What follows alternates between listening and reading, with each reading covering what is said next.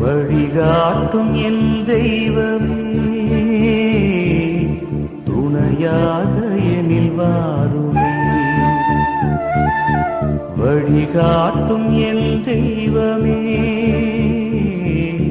துணையாக எனில் வாருமே.